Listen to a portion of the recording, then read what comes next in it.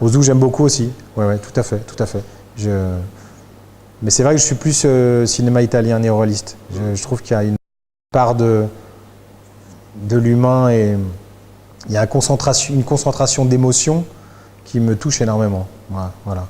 Quand le gamin dans Le voleur de bicyclette prend la main de son père, et qui a la foule en face et qui il lui prend la main, on pourrait penser à cette histoire de beau-frère entre ce père et son fils et ce sabre. Il y a cette passation de pouvoir où c'est le gamin qui tout à coup va devenir le responsable de la famille et qui devient plus haut que son père. Et qui porte l'histoire du père et qui porte la culpabilité du père. C'est lui qui l'encaisse aux yeux des étrangers, aux yeux de la ville, aux yeux des gens, de la population.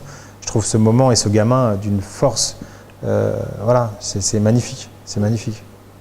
Et alors pour terminer le travail avec Stani, quand vous avez découpé, fait le scénario à deux, est-ce déjà il imaginait, s'attendait à la performance qu'il allait devoir faire? Je pense pas. Je pense pas. Je pense que c'est venu en même temps qu'on écrivait. Et c'est comme je le disais, et je le dis souvent, au moment où on écrivait, on n'était vraiment pas sûr de faire le film.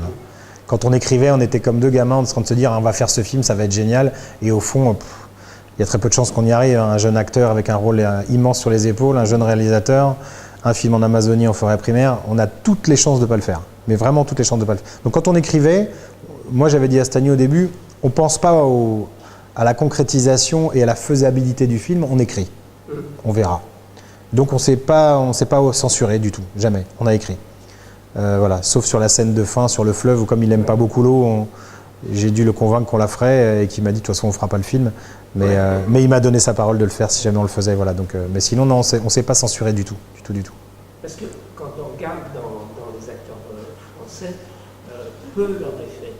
Peu leur a accepté de maigrir. Dans les acteurs américains, là on en trouve plein, de Niro. Oui, mais je pense que c'est leur habitude. C'est vrai. C'est une culture d'implication qui n'est pas la même qu'en France. Je pense qu'il y a des acteurs français, heureusement, il y a des acteurs français aujourd'hui qui savent se transformer. On en a de plus en plus dans notre génération. Quelqu'un comme Dupontel est quelqu'un qui physiquement va très loin. Cassel le fait autrement, Magimel le fait autrement, Denis Ménochet le fait. C'est des gens qui ont du caractère aussi et qui le font et qui prennent ça aussi très au sérieux avec beaucoup d'implication. Après, je pense que pour ce rôle-là, étant donné qu'on allait être avec un personnage qui a existé, une histoire vraie, j'ai jamais imaginé, déjà on a écrit ensemble, on a porté le film ensemble, mais à aucun moment j'ai pu imaginer la tête de quelqu'un de connu sur ce film, sur ce personnage. Il me fallait quelqu'un de neuf. Il me fallait vraiment quelqu'un de neuf pour porter le film. Avec tous les inconvénients que ça pose en production. Hein. Mais quelqu'un de connu, ça pose d'autres inconvénients. Oui, ou alors après, il y a des gens connus qui ont la même implication, qui peuvent se dire si j'accepte ce film, j'y vais à fond et puis je vais faire le boulot qu'il faut. Heureusement, il y en a. Après, c'est sûr que je n'avais pas l'amitié que j'avais avec Stani pour demander ça à un comédien que je ne connaissais pas encore. Là, je savais que lui, il allait être impliqué à 200% et que je n'aurais pas besoin de le rappeler à l'ordre, de lui savoir s'il avait maigri de 4 kilos. Je savais qu'il faisait le boulot sans moi, sans aucun problème. Et qu'il était autant investi que moi sur ce projet. Donc je savais qu'on avait une confiance mutuelle sur les choses. Donc ça m'a permis moi vraiment de me centrer sur l'équipe, sur le film, sur la mise en scène, sur la narration, sur l'équipe technique et les comédiens, de pouvoir m'occuper d'eux, parce que je savais que lui, de toute façon, je n'avais pas à m'occuper de lui, je savais qu'il ferait son boulot jusqu'au bout des ongles. Voilà. Est-ce qu'il y a eu des moments d'improvisation, c'est-à-dire des moments où vous le laissez partir, où lui vous refait des propositions?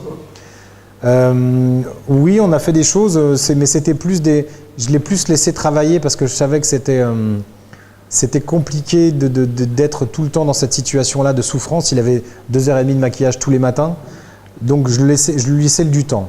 On s'était dit ça, j'avais expliqué ça à l'équipe technique, je lui laissais le temps d'être dans son personnage tous les jours, qu'il entre en lui. Je préfère dire qu'il entre en lui qu'entre en lui. Pour moi, c'est le personnage qui entre en soi, c'est pas l'inverse. Et je laissais le temps de ça, de cette maturation et de ce moment-là. Et du coup, je disais moteur que quand je sentais qu'il était vraiment imprégné et qu'il fallait y aller. Mais je pouvais attendre longtemps. Et les techniciens ne comprenaient pas toujours, mais je leur ai expliqué après. Et je savais que, de toute façon, pour que le film marche, il fallait qu'on croie à son personnage. Si on ne pouvait pas croire à son personnage, on ne croirait jamais au film. Donc, c'était la condition sine qua non. Chaque jour, il fallait qu'il soit performant et que son personnage soit entré en lui. Voilà. Donc tant qu'on ne l'avait pas, on ne tournait pas.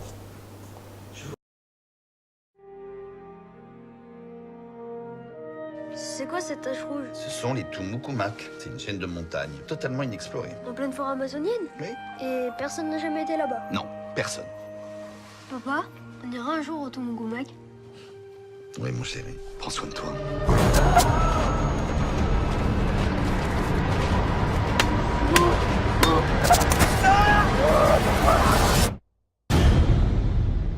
Alors, jeune homme, et Tomokomak, comment comptez-vous y aller? Quand j'aurai réussi à quitter Cayenne, je rejoindrai Maripasoula.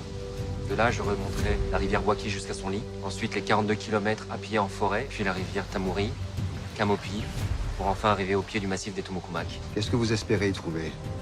Un idéal? La vie pure? Tout se paye dans la vie. Et le bonheur, c'est plus cher. J'ai la certitude de découvrir quelque chose d'inconnu, d'extraordinaire.